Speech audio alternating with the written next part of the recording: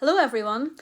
Today we're looking at how sex, being male or female, is passed down from one generation to the next. And as you know, it's inherited. We did look at this at year 10, but we're going to look at it again, recap on it, and then look in a little bit more detail. So you'll need your GCSE Biology genetics notes or your double award genetics notes. And in both booklets, we are on page 13.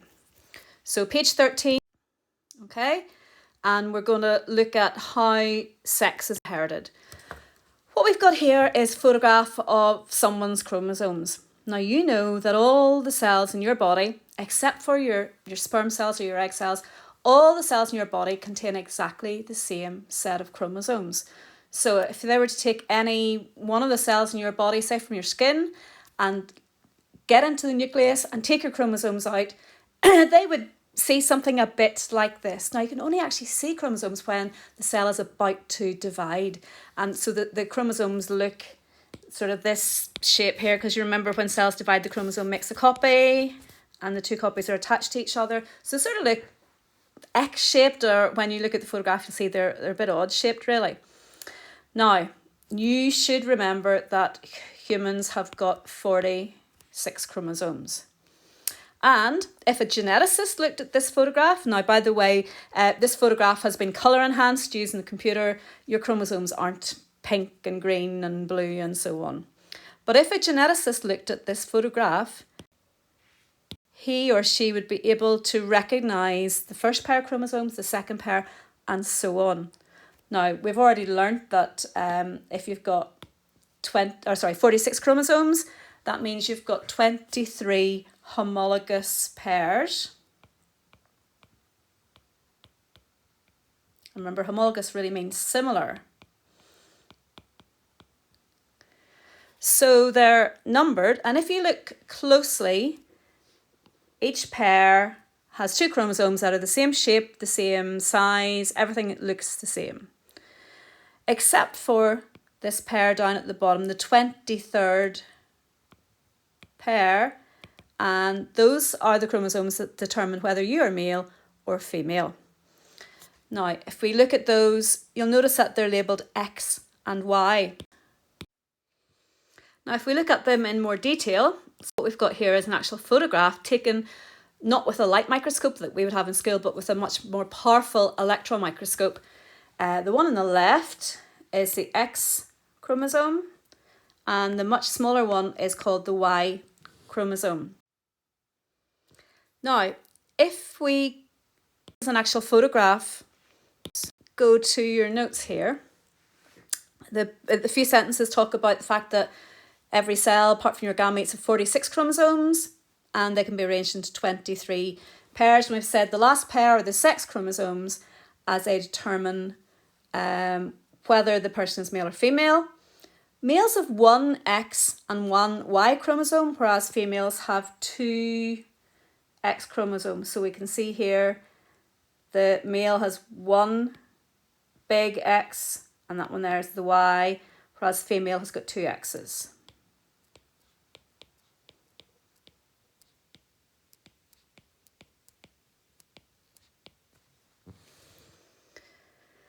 Now, what you should do is go to page 107, not 170, so 107, to help you complete the following. Well, genotype, in this case we're talking about whether they have X chromosomes or Y chromosomes. So there only are two possibilities. Female has XX and XY, the phenotype is male. You don't get people with two Y chromosomes. That's not possible. Now, if we look at the next diagram, it's looking at how a male and a female produce offspring and what sex the offspring are.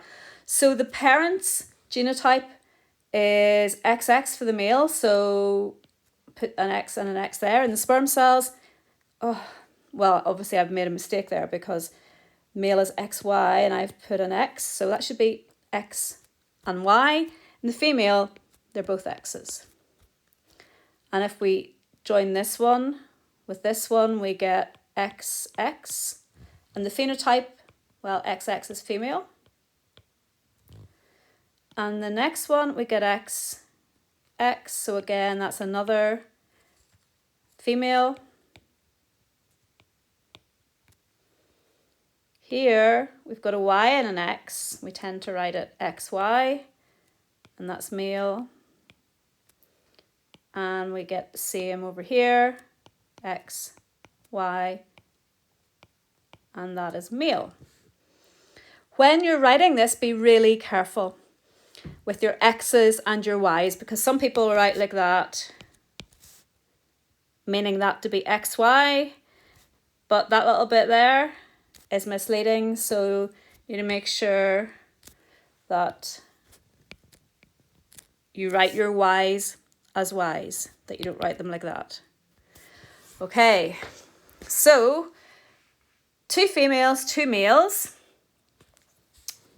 So 2 males, 2 females, simplify the ratio, 1 male to 1 female. You can divide by 2 there.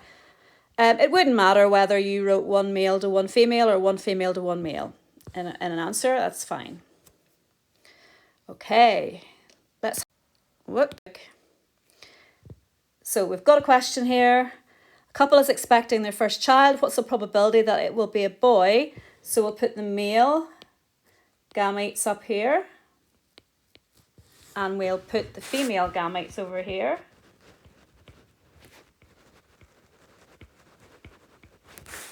So X and Y, making it really careful there that it's Y, and 2 X's here for the female. So we're going to get a female in there, and a male there, and a female, and a male. So we've got 2 females and 2 males. Question asks us, what is the probability that it will be a boy? Well, 2 out of 4, which is simplified to being a half. So that's your answer to that. So half, notice 50-50. If we look at the next question, it says, their first child was a boy. The following year, they're expecting their second child. What's the probability that it will be a girl? Well, male gametes, it's going to be exactly the same cross as last time.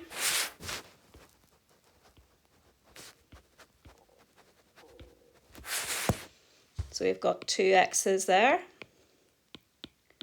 So exactly the same cross.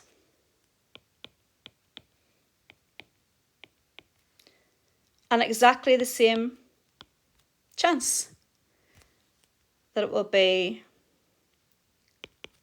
a girl. The fact that their first child was a boy is irrelevant, because these gametes, well, they're different sperm cells and these are different egg cells, and so we're starting from scratch. The question is simply saying they're expecting a child, it just happens to be their second, but they're expecting a child. What's the probability it's going to be a girl? Well, it's a half. So if you go back to the bottom of page 13, it's going back to that first cross where you had male and female. So we're going to write this in neatly, taking great care not to confuse our X's and Y's.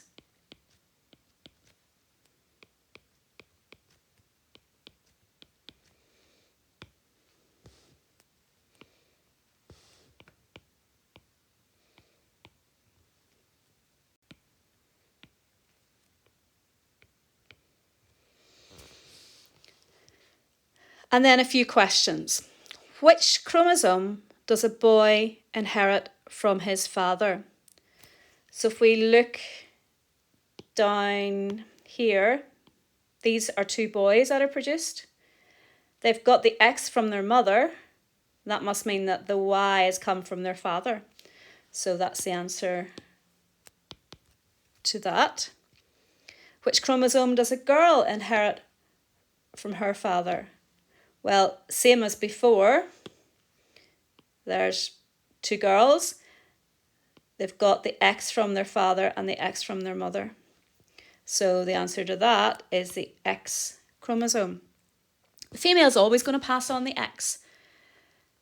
If the sperm cell, if the male passes on a sperm with an X in it, it's going to turn out to be a girl. If the sperm that fertilizes the egg has a Y in it, it's going to be a boy. So it's actually the sperm that determines the sex of the offspring. And question 3, very similar to what we've just talked about. A couple have a son. The wife discovers that she's pregnant again. What's the probability that her second child will be a girl? Well, it's just the same as this cross here. It's a half chance. And if you write in there, just as a little hint to yourself, ignore the previous children.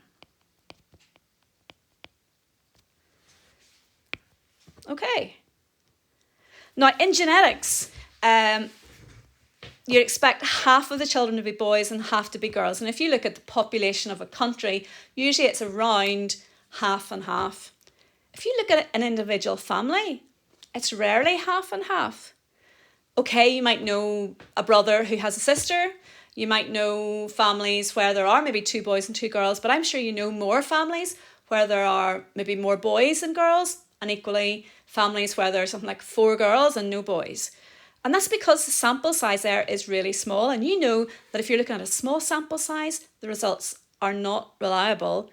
But if you look at a large sample size, so if you were to look at 100 families and look at their offspring, you would probably find out that exactly half of them were male and exactly half were female. Okay, now we're going to leave it there, and there'll be another video coming up soon to look at the next topic.